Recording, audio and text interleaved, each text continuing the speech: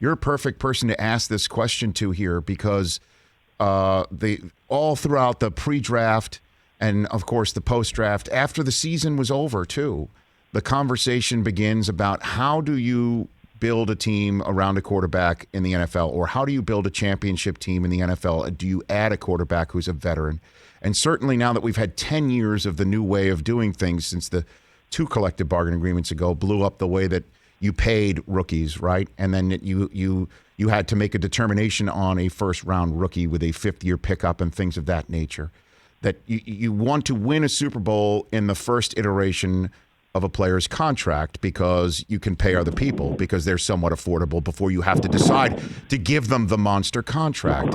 And then so we've seen a team do that with a player, and then we've seen them also pick up a fifth-year option of somebody and then kind of lament that after giving a 9-figure deal to somebody. We've seen Wentz traded. We've seen Goff traded. We've seen, Brady being picked up, and we saw obviously what Tampa was able to do. You see what's going on in Green Bay with what Aaron Rodgers is hoping to have built around him. You're the only team that was able to win with the guy in the first iteration of a contract, and be absolutely fully confident that the next contract with 9 figures on it is just all good. How do you think NFL teams are going to look at building a team around a quarterback? Are they going to draft one and stick with them?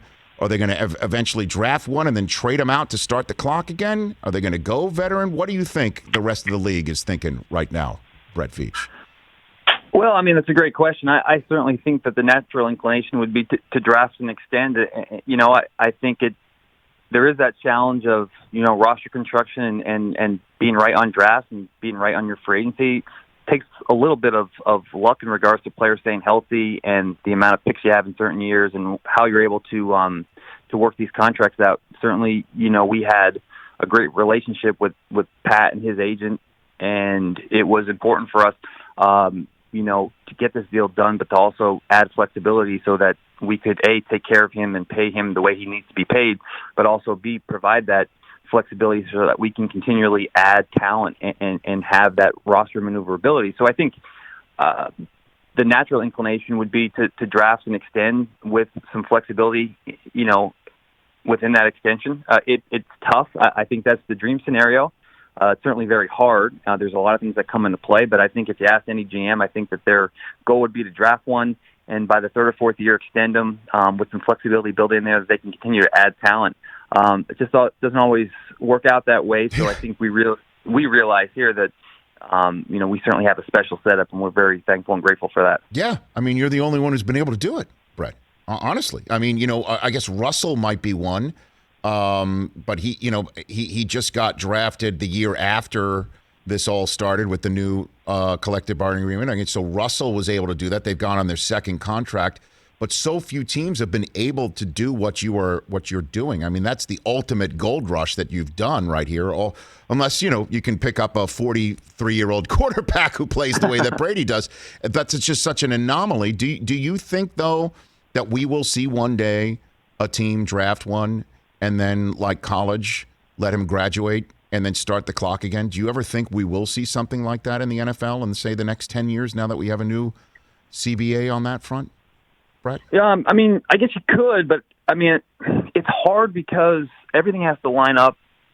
So I guess your question is, you get a quarterback, you let it play out, and then you draft another one. Well, right. I mean, where are you picking? How many quarterbacks are available in the draft? Are you picking? Certainly you don't want to be picking in the top 10 every year because you're not very good, and that would mean the quarterback didn't play very good. So it's one of those fine lines where if you have success with a rookie quarterback on his rookie deal, you're picking 30, 31. Well, how many true surefire plug-and-play starters do you think, you're going to have access to? Right. So then if you do let them go and you're picking 31, I mean, who are you going to get there at 31? So it's a fine line, and it's tricky. Now, if all of a sudden years from now, down the line, there's this influx of 8, 9, 10 quarterbacks going year after year, that's possible. I just think that it's very hard to land one of these guys, and teams that get stuck in purgatory, so to speak, are teams that have quarterbacks that are just good enough, and they're picking 19 or 20, and the quarterbacks are going in the top 10, and they're kind of like, their guy's okay, but they want to get better, and it's just hard. So it's kind of like a dog chasing its tail. So I just think that it's extremely difficult and hard to predict who will be available to you if you let someone with a lot of talent go. So I guess your challenge is to, with the cost certainty that you have relatively with your quarterback with that long-term deal, is to figure out when the other dynamic players that you have on your team